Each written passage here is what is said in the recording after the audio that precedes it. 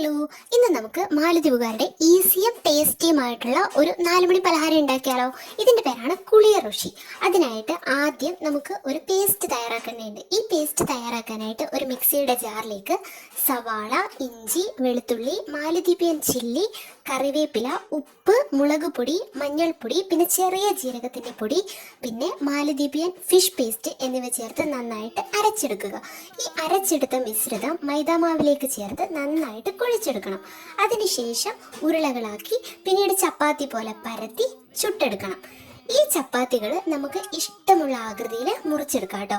ഇഷ്ടമുള്ള ആകൃതിയിൽ മുറിച്ചെടുത്തതിന് ശേഷം ഒലിവെണ്ണയിൽ വറുത്ത് കോരിയെടുക്കുക. കുളി ഋഷി റെഡി. വളരെ ടേസ്റ്റിയും ക്രഞ്ചിയും ആയിട്ടുള്ള ഒരു പലഹാരം കേട്ടോ ഇത്.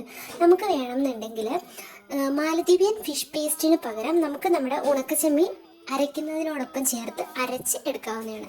അപ്പോൾ മാലദ്വീപിലെ പുതിയ വീഡിയോസുമായിട്ട് ഞാൻ വീണ്ടും വരുന്നതായിരിക്കും. നിങ്ങൾക്ക് ചാനൽ ഇഷ്ടമായെങ്കിൽ ഒന്ന് സബ്സ്ക്രൈബ് ചെയ്തേക്കണേ.